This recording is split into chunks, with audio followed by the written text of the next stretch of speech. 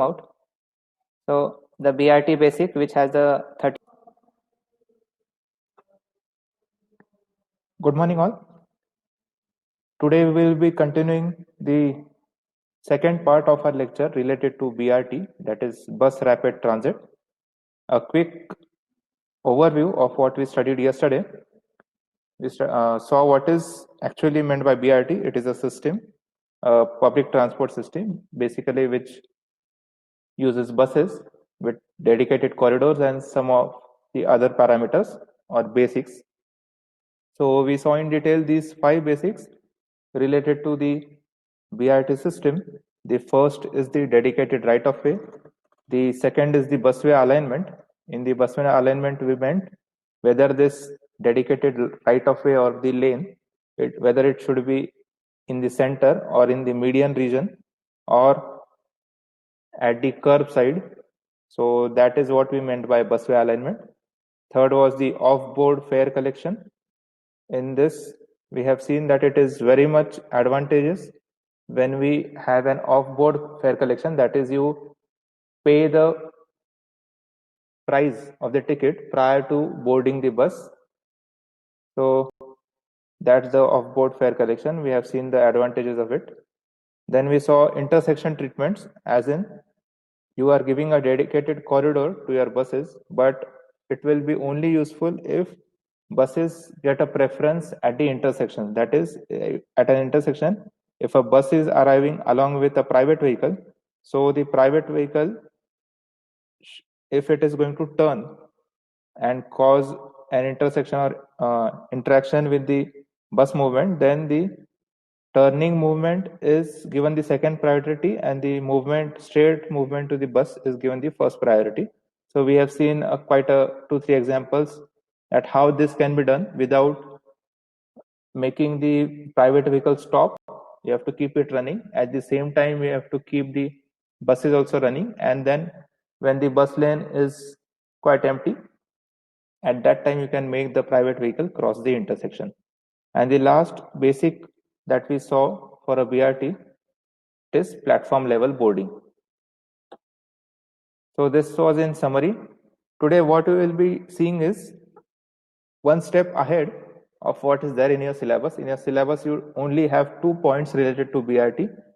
One is the salient features and second is the notable projects related to BRT. So salient features, these are nothing but the salient features of the BRT. That's the basics of the BRT.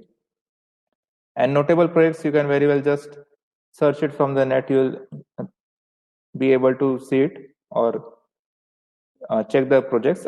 Anyways, I'll be sharing with you the website on which you can see the notable projects.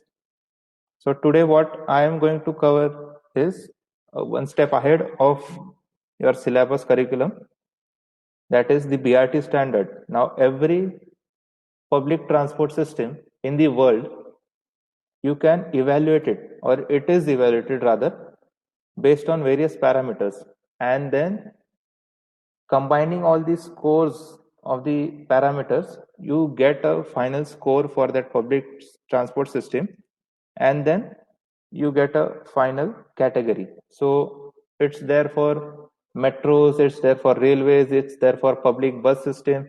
So likewise, it is also there for a BRT system. So that is the BRT standard. And as you can see here, on the right side, there are 3 categories in which the BRT system is rated.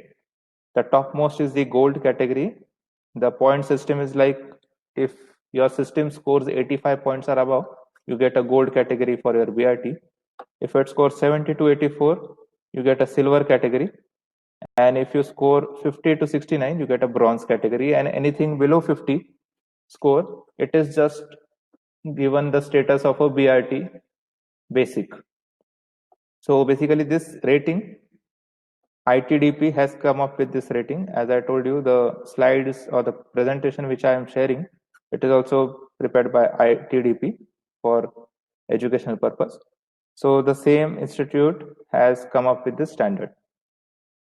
So now what is there in this? So you have 7 points. As you can see in this index, there are 7 points or 7 parameters, and the first column is the serial number. The second is the name of the parameter that is evaluated, or the BRT standard which is evaluated. And the third column, what you see here, the number 38, 19, 14, 10, 5, 14, and minus 45. So these are the scores. And if you see the last one, I have highlighted it in red.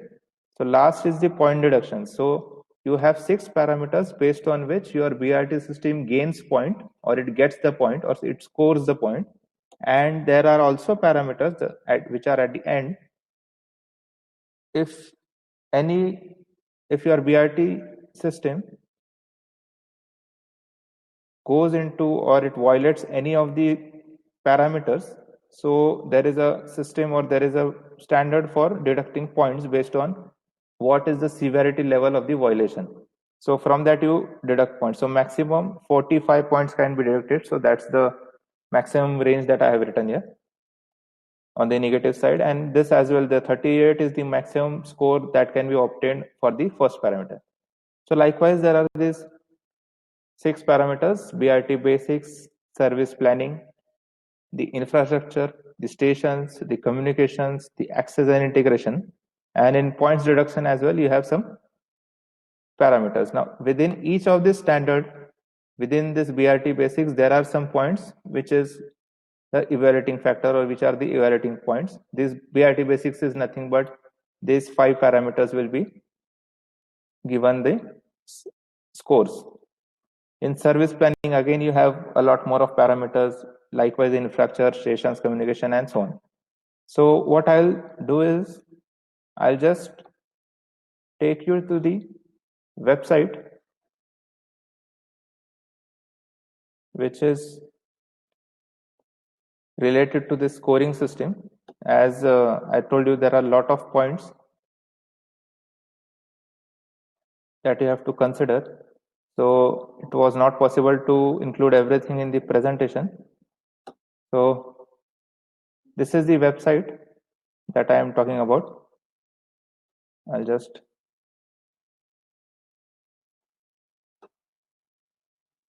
itdp.org. I'll be sharing the link. This is the website, or you can just type brtstandard.org. It will redirect you to this page. So in this, if you see here, this portion, so in there they have given in detail. So what is a BRT system? What are the standards for it? What is the scorecard? What are the BRT rankings all over the world? And there is some material that you can download which is related to BRT and the standards and the rating system. So I'll just show you the scorecard, or how the ratings are given. So the scorecard, as I told you, so it has, if I just zoom out, so the BRT basic, which has the 38 points, the service planning, which has 19 points, the infrastructure, which has 13 points, stations, that has 10 points, communications 5 points, access and integration 15 points, and then is the deduction, which is 45. So I'm just showing it in glance. It is the same what I have shown in this table. So same is the thing. Just now we will be seeing in detail that under each category or each heading, what all points are considered. So under BRT basics, you have 38 points, and then whatever 5 basics we have seen related to BRT, that is a dedicated right-of-way, busway alignment, off-board fare, intersection treatment, platform level boarding. So same are evaluated, and within those also there are categories. As you can see, if I click on dedicated right-of-way, it shows me that it has a weightage of 8 points maximum, and then they have given the description that what they look while giving the score. And then this is one good thing that they have done, that for each category or each scoring point or scoring parameter, they have given which country or which BRT system in the world has the best practice. So you will be glad to hear that for the dedicated right-of-way, the best practice is for the Pune Pimpri Chinchwad BRT, which is for Sangamwadi Vishrantwadi stretch. It lies in Pune, starts nearby COEP, and then it goes all the way to the cantonment area. So it's a 7.2 kilometer stretch. So that is rated as the best dedicated right of way corridor in terms of BRT. And then they have given scoring in depth, that if you have to score full points, that is 8 points. So what should be the criteria? So this is the criteria, that the right of way or the lane should be physically separated, and it should have at least fencing or curbs and so on. And then there are less points as well if there is some, you can say, neglection, or some parameters are not given, as in if fences are not given or curbs is not given. Then suppose the second, what you see, the one which has 6 points, so it is just color differentiated dedicated lanes with no physical separation. Now if you recall it, the yesterday lecture there was one slide in which on the curb side alignment, the busway alignment that I had shown, that BRT lane was just colored in red and there was no separation between the mixed traffic lane and the BRT lane. So if you have that kind of BRT corridor, that also comes under BRT system, but only thing is you will get less points for it if you go for the scoring purpose. So this is the first, that is dedicated right of way. The second, the busway alignment, again the maximum points are 8. The best practice, it's in Lahore, Pakistan.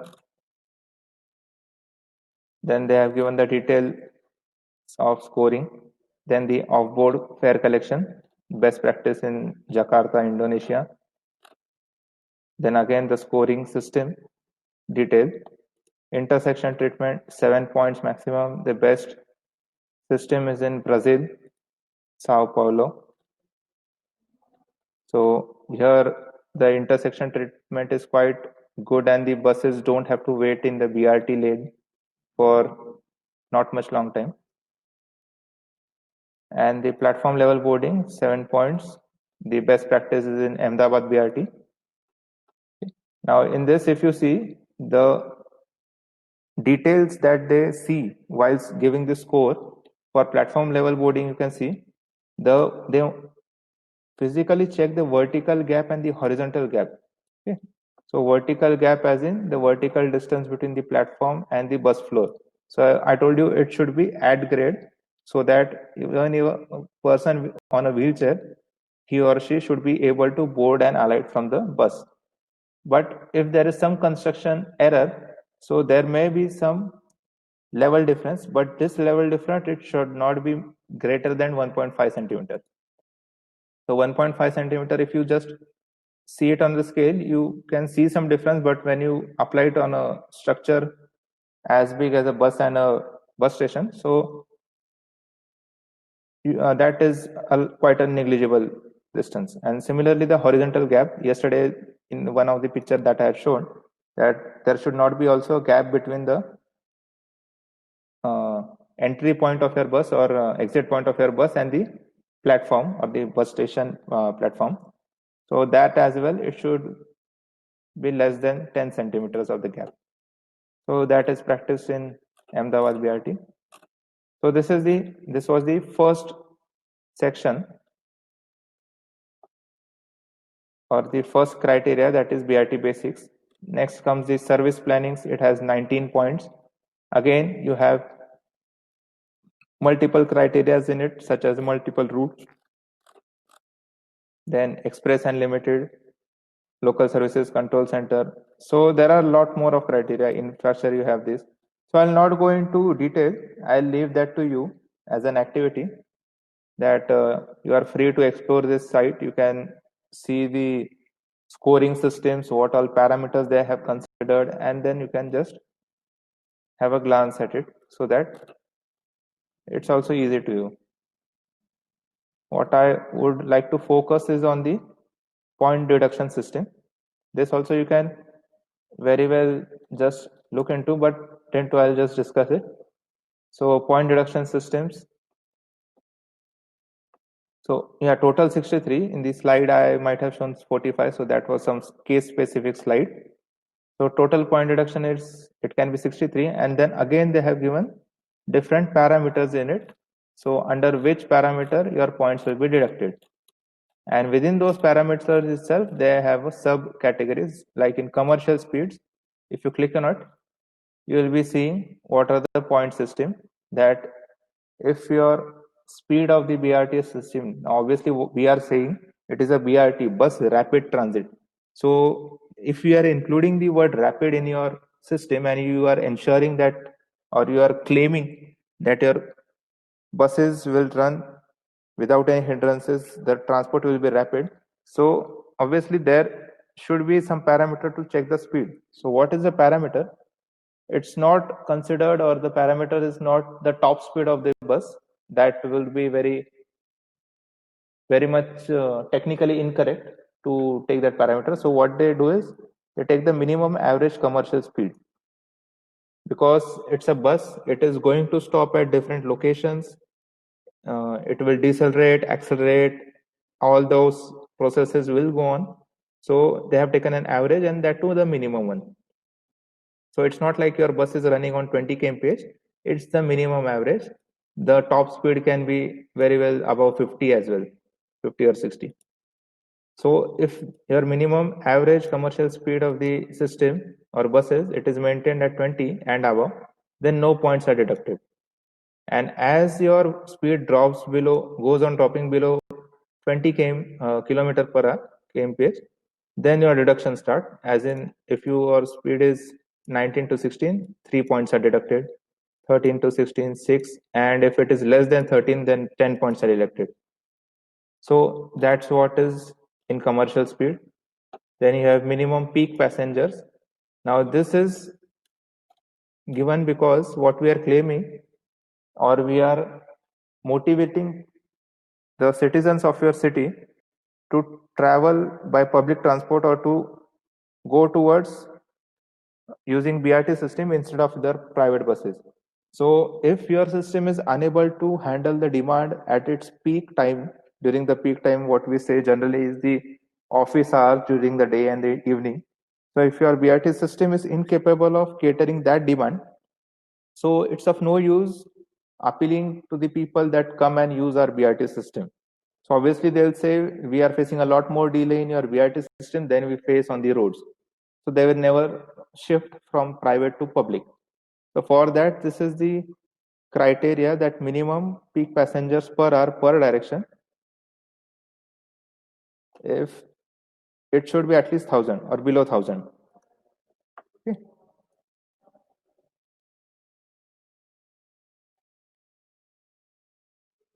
Not below 1,000, it should be minimum 1,000, and your at any moment in the day during the peak hour also, at least your bus should cater, or BRT system should cater in 1 hour in one direction at least 1,000 passengers. If you go below 1,000, then your capacity is hampered, and then points are started deducting. So here it's given that below 1,000 a reduction of 5 has to be made. So anywhere above 1,000 it is good. So you are transporting a large amount of, or large quantity of passengers. Then is the lack of enforcement. So this is as in, if your BRT lanes it is used by some private vehicles, or there is an encroachment, what we have seen in Pune and PCMC also, you might have seen it, that many two-wheelers or the four-wheelers, they encroach the BRT lanes. So if that is the case on regular basis, so 5 points are deducted. If it's occasional, 1. Then overcrowding is one of the parameter. Okay. Again, there are a lot more of parameters. You can just go through this. So this is the website, and I also will be including this in the activity that you'll be getting in the presentation that I'll be uploading on the Google Classroom.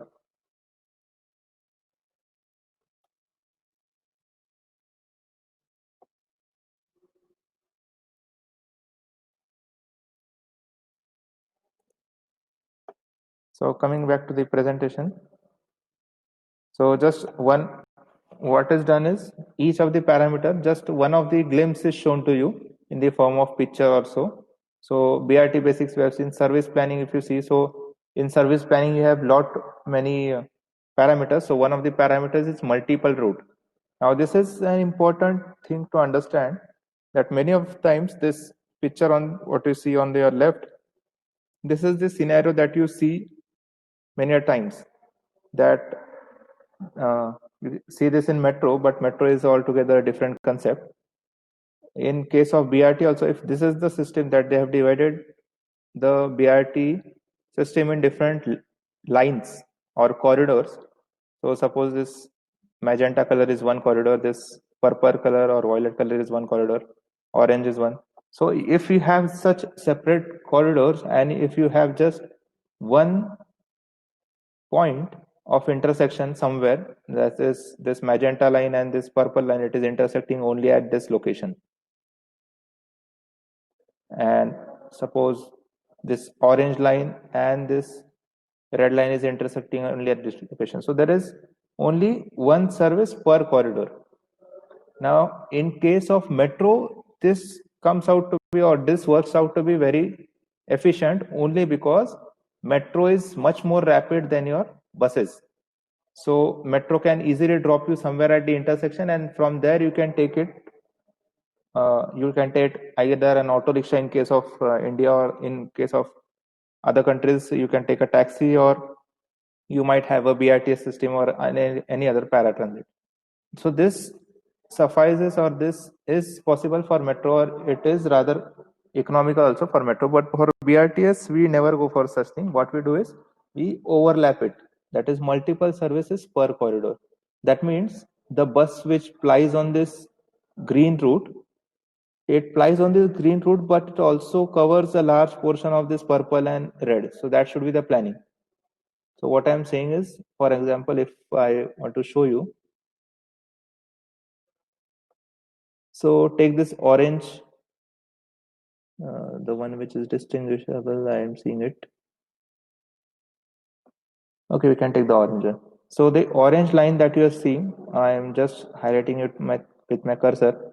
So this orange line, it is going from, suppose, east to south, and along with that, it is parallelly going with some other corridors as well, or the buses which ply on other corridor as well, such as blue and violet and green and dark green, such. So that's what is explained here, that per corridor there should be multiple service.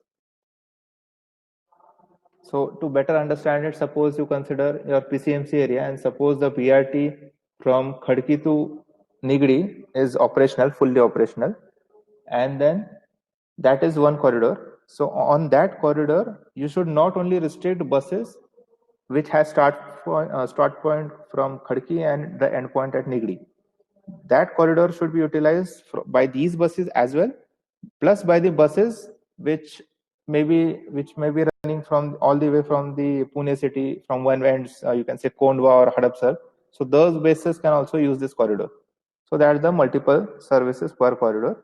This concept is nothing but the system, the normal public transport system that we have, buses, PMPML. So it's the same concept, just in dedicated right of way also you have to use the same. So that's the meaning of multiple routes. So in infrastructure, you have central stations. Now, as you can see, we have given the dedicated right of way in both the cases, left and right. The dedicated right of way or the bus lane is in the center or the median portion. The only difference is here the stations in the left hand side, there is one single station or the central station, and in the right side you have two stations separated. So you have bus lane in between, and the either edge sides you have a station. So the one you see on the left, it is photo of Ahmedabad BRT. So what do you think, which one is, or which should be more suitable, or which is given more weightage or more preference, the left one or the right one, the center station or the side stations? You can just type in the chat box. I've accidentally shown it, so okay. The ones on the left, the center stations are much more preferred than the side stations, and the reason being, when you are using the central station, obviously from the cost point of view, you need only one station. It might be of a bit larger capacity, but if you work out the economics, only one station, one big station versus two small stations, the economic analysis will go in the favor of the center station. So that's the main advantage, that the construction cost and the operational cost is reduced. Then the bus docking is better. Docking as in the stopping of the buses, it is better in case of a central station. And then the transfer is also easier. Suppose I have to go from this left side station to right side, I have to just change the direction of my travel due to some reason. So I have to again cross this BRT lane all over again. So that is not required if you have a center station. So this is the preferred one. In stations, you should have a safe and comfortable station. Again, it's photo of Ahmedabad BRT. It's a BRT system of Rio in Brazil. Then in communications, now what is shown is the branding and the apps that you have. So for better communication with the passengers, you have branding policies, you have advertisements, you have apps for that specific BRT route. Like you can see here, Janmark, it is the app for your Ahmedabad BRT. So similarly, you have all the others. And as I told you, it is also part of the branding, the originality of the system. So what you want to communicate with the your passengers, so that gives a different identity to your BRT system altogether. Then access and integrity. So how well it is accessible.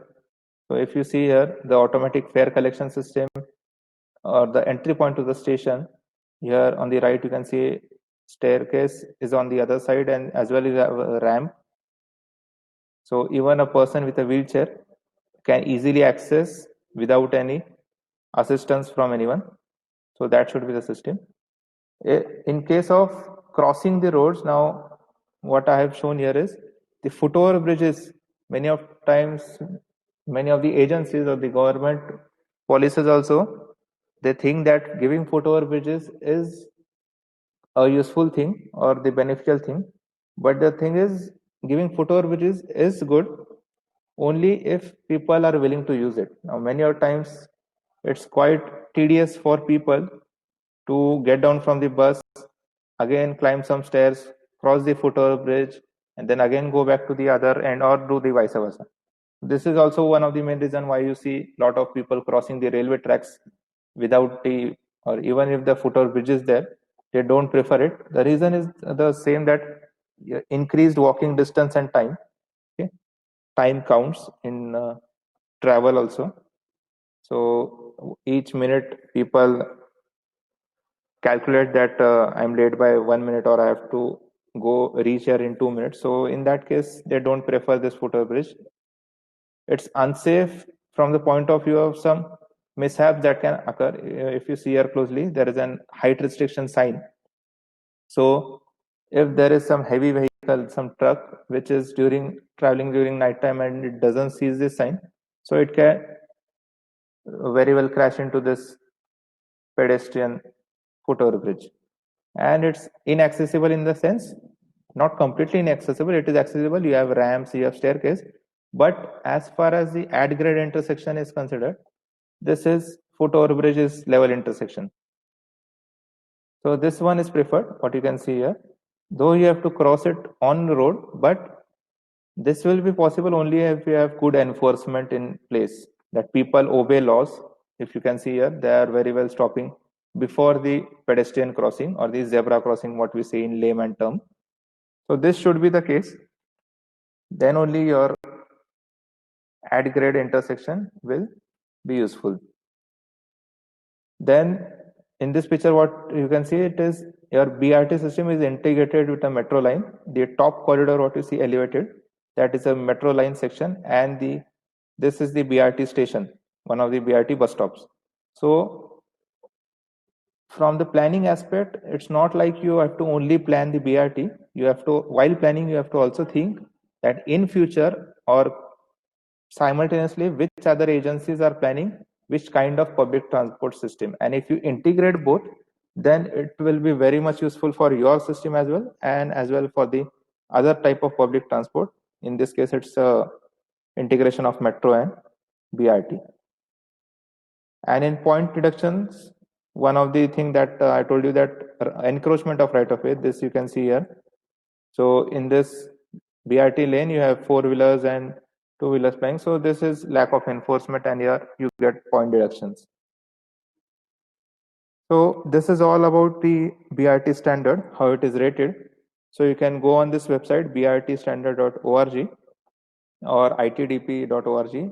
In any ways, you will be redirected to the same website. And what you can do is you can just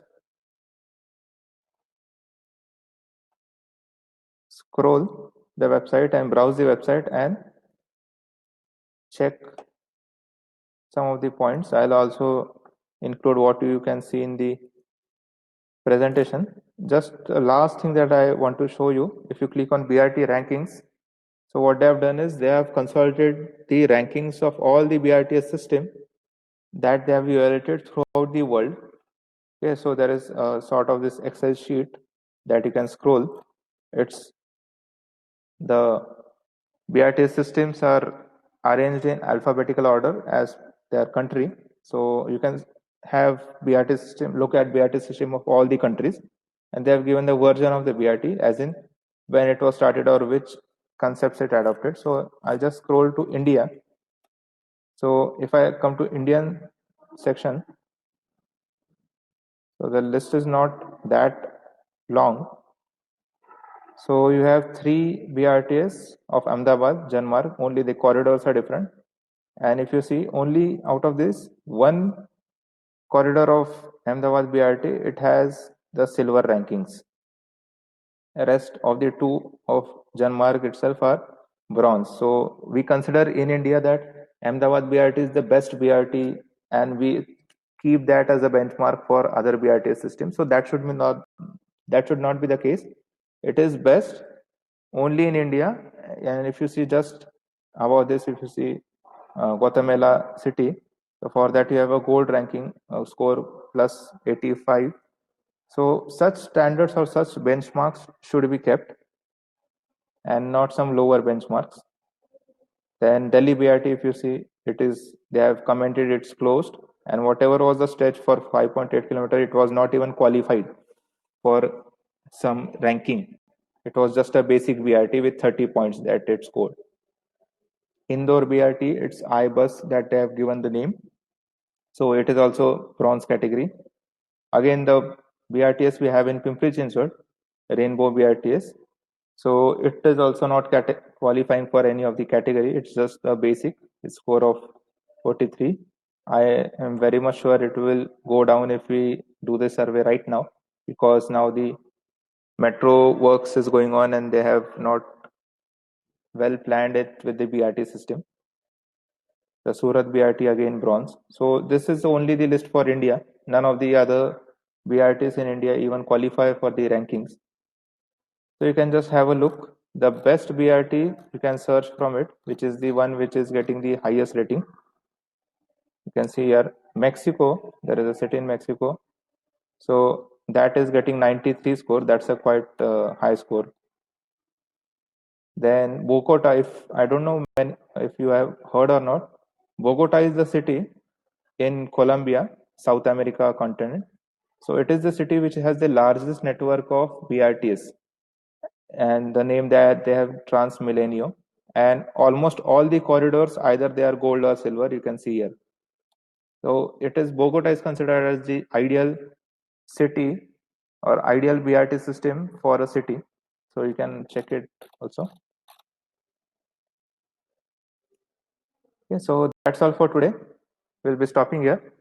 The next lecture from tomorrow onwards, we will be starting with the second part, that is the railways, or we'll be starting with the railway engineering. You have 1.5 units dedicated to railway. The first unit half part is railway engineering, and again the second unit complete is railways. So we'll be starting that tomorrow.